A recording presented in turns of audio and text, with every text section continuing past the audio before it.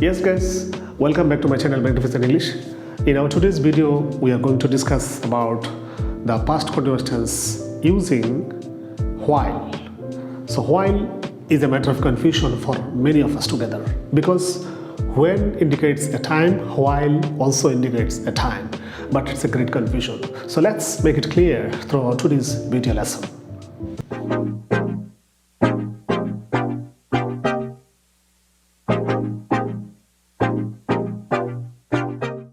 Yes guys, welcome back to my channel Magnificent English. আমরা আমাদের আজকের লেসনে while ইউজ করে পাস্ট কন্টিনিউয়াস টেন্সের মধ্যে যে সমস্ত কনফিউশনগুলো আছে আমরা সেগুলো দূর করব। তাহলে চলুন শুরু করা যাক। এখানে প্রথমে আমি শব্দটা লিখব while। while শব্দটা আসলে কি মিন করে? আবার আরেকটা ওয়ার্ড আছে when। when শব্দটা আমাদের কি মিন করে? দুটার অর্থই যখন। যখন আমরা কোনো কিছু বলি টাইম ইন্ডিকেটর হিসেবে, দেখেন এখানে while মানে যখন, when মানে যখন। তবে এর মধ্যে ডিফারেন্সটা কোথায় আছে?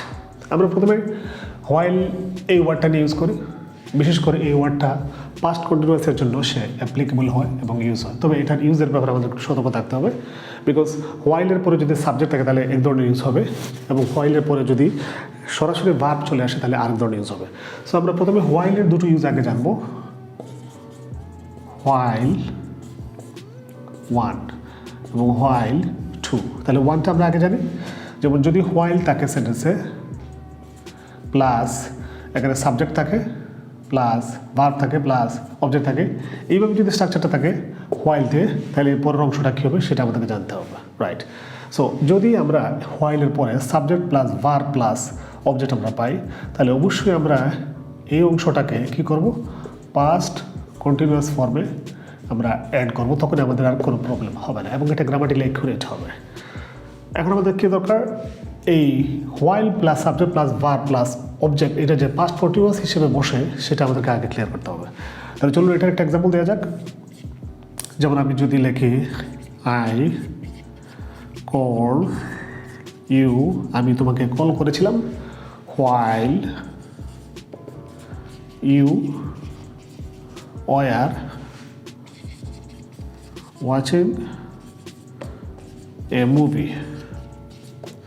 আমি তোমাকে কল করেছিলাম যখন তুমি একটা মুভি ওয়াচ করছিলে, মুভি দেখছিলে। তাহলে এখানে দেখেন এখানে while আছে, while আছে, নিউ মানুষের এখানে while আছে, তারপরে একটা সাবজেক্ট আছে, দেখেন একটা সাবজেক্ট আছে, তারপরে কন্টিনিউয়াস ফর্মের জন্য এখানে অক্সিলারি ভার্ব হিসেবে ওয়াজ বয়ার আছে, তারপরে ভার্ব এটা আমরা জানি V1 এর সাথে আইএনজি হবে, আমরা সেটাও দেখেছি V1 এর সাথে আইএনজি। এখানে দেখেন ওয়াচটা হচ্ছে V1, আইএনজি দেওয়ার কারণে এটা কন্টিনিউয়াস ফর্মে চলে আসছে while you were watching। তারপরে একটা অবজেক্ট এখানে মুভি আছে, এই movie.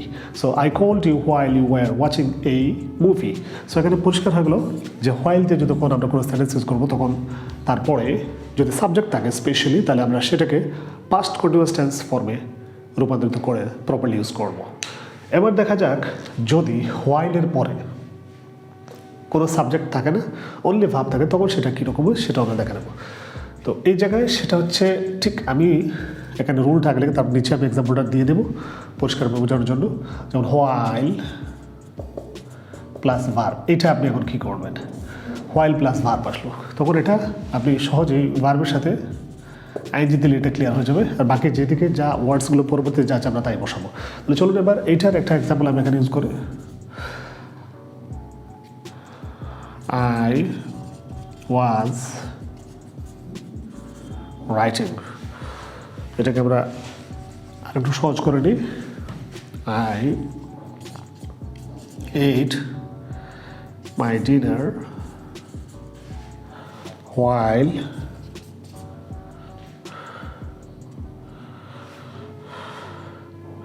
I ate dinner while watching a movie। দেখেন এখানে while-এর পরে ভার্বের সাথে সরাসরি আইএনজি বসে গেছে।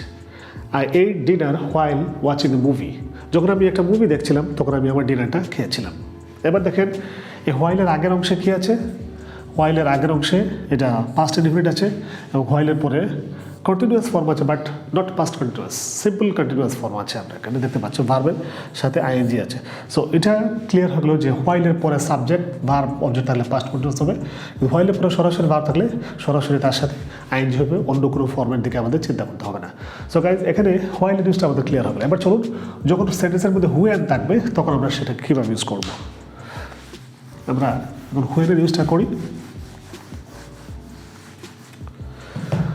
এবার দেখেন হুয়েনের ইউজটা আমরা করবো। I was